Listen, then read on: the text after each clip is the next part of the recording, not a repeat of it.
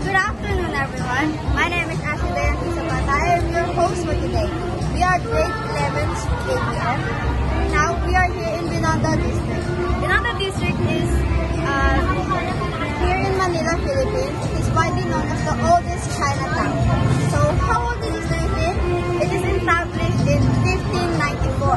So if we compute that, that is 431 years old. That is so old. That is the oldest in the whole world.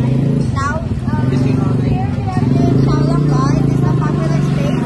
It is a combination of Chinese and Filipino culture. Binondo is a long term of commerce of Filipino and Chinese community. It blends the culture of Filipino, their religion, and the buildings and foods. Now we will show you the spots here, the tourist spots, the food you can eat, and yeah, let's go!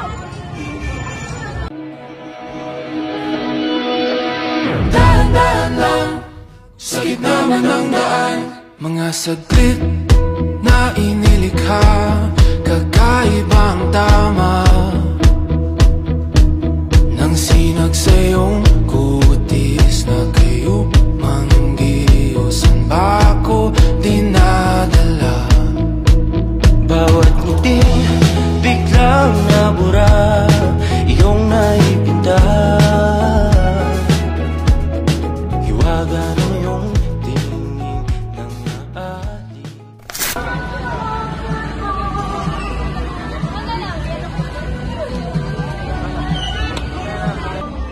Now let's go and ask tourists what they think about this.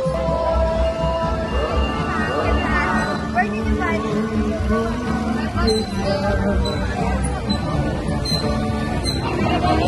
you're gonna rate this place out of 10, what would you rate it? I would rate it 7 out of 10. Hi, Kuya. What kind of drink is that and where did you buy it? I bought it for Did you taste it? If you're gonna rate it, what would you rate it 10 out of 10? I will rate it 8 out of 10.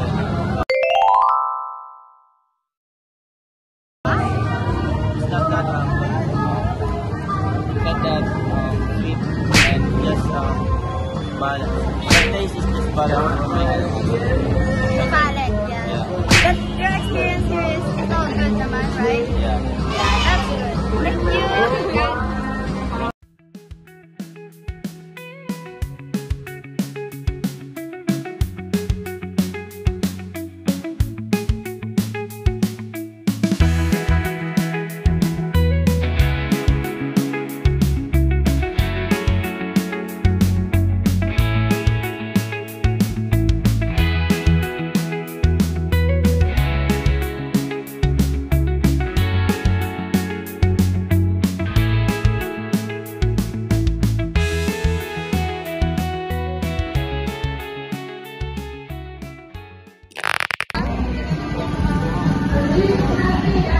What is great about Binondo? It is founded by the Spanish as a settlement for the Christian Chinese migrants.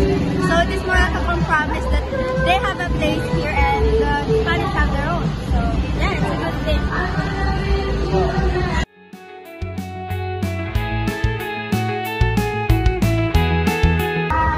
Now let's go to one of our shops here.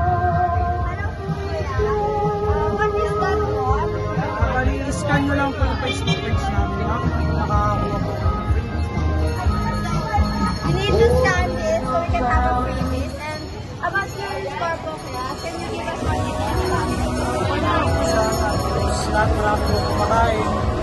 Tapos, puro vegetable po. Nothing special. Yes. So, ang pinaka-perfect ko po is yung Yan. So, yan po ang pinaka-situation. Thank you po, Kuya. Thank you po. So, hi guys. This is the freebies that we got. And you can just scan and ask over there. Thank you.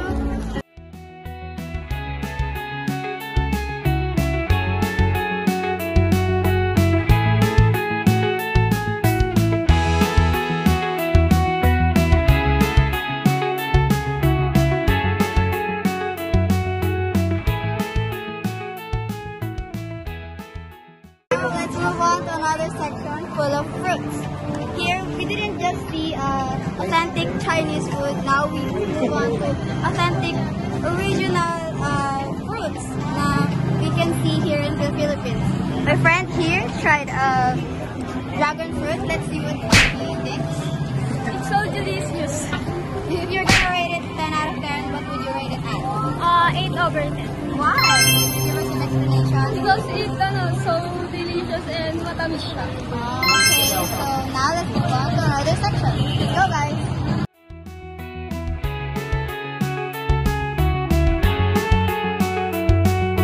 Now let's move on and let's try to take in this place and let's interview one of the locals. Here, hello po. Can we interview po for our project? Are you one of the locals here? Yes po. Actually, my home is very close around. Okay, so let's walk while we talk. Okay, so you are here often, right? Yes, actually, like twice a week. Like, Okay, so come here. since you are here often, is there any reason why you are here often? Any particular place that is very sentimental to you? Yes, actually, this is a pretty unique place for the Philippines because the unique traditions that came from China actually. Yes. And I highly recommend the Xiaolong Bao because it's very unique flavor of this Xiao Bao. Yes. It's come from the China. And it is very unique because we call this. It comes from China and it has a lot of flavors that mixes with the Spanish. So as you are very local in here, do you have any go-to place that we might be able to try here while we're in the Philippines? Yes, actually around the village over there is a place called Xiaolong Bao. Yes. It's very highly recommended because it has a lot of Chinese traditions. Yeah, it's very, there's varieties of food. Yes, there's a lot of different Chinese food. Okay, so guys, if you want to visit here, Kuya Chidi's go-to place is the Xiaolong Bao over there. We might have passed it already. So yeah, let's go and thank you, Kuya, for doing this interview. And we will go and take places other side. Okay, thank you, Kuya. Bye po.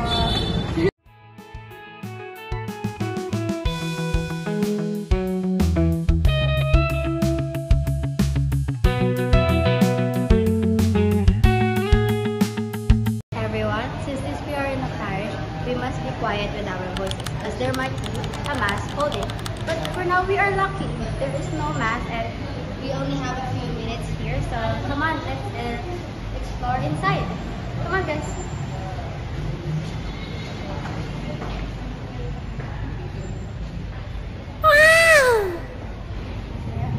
As you can see, we have here statues, anitos in Tagalog. There are candles lit for a later mass. Lots of chairs. There. It is basically like a church. It is a church, but there's a difference with it. It is for the Chinese also in the Binondo. So you can come here as we've shown earlier the schedule. You can come here and attend the mass and praise our Jesus Lord. And yeah, you can look at this.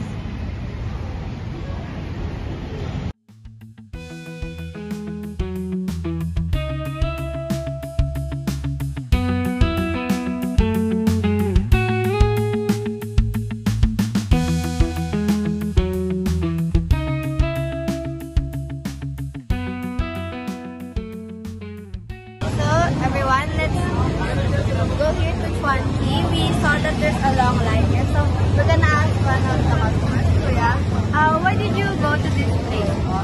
I actually saw this on TikTok, so the first time I tried it, the food was actually good.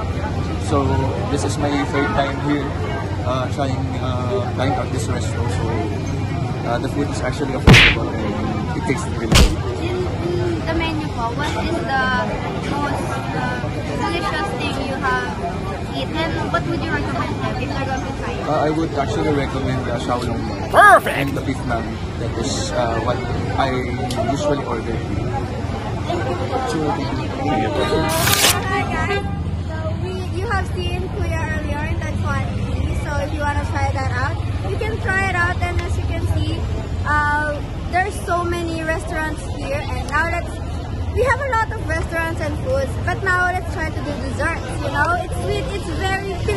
style. So let's go here and one of the locals. Hi Ate, can I ask you a question? We're very hungry for dessert. Is there any place you would recommend we can buy? So I recommend the store of NPK. This built since 1912, and the best I recommend you to eat some best their menu. We're looking for desserts. Is there any places you might recommend? Wala na GPS. I recommend all of you here in Pinada is the Chinese delicious food of Hopia and Nigoy. So this built since 1912, and the best menu here is Hopia and Nigoy. This is, as you can see, there's so many people lining here. Yes, this is the best pasalubong in Cook Province. So I recommend you to buy here in NPK. As you can see guys, this particular store is very popular. We have a long line of various people all over the place. And pasalubong for Filipinos, you know, pasalubong is the food that we bring for our family at home, such as hopia and other desserts. And if you want to try it out here, you can go there. Yes, now let's go to another spot. Let's go!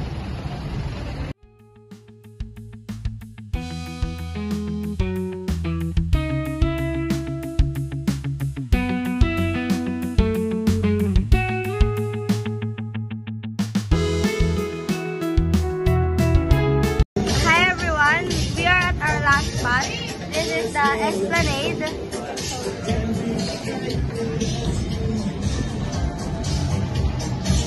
In front of view of that, the overlook of the Blanca Bridge. And there's many booths here you can visit. It's mostly open at night. It's more lively at that time. And it goes all the way to the back, and you can go there if you want. And there's many souvenirs here to buy. That is the end of our inspiratory video. This is imaginary tourism video. This is the last stop of our team. So team, are we satisfied with our trip today? Music for outdoors or even indoors is Bye.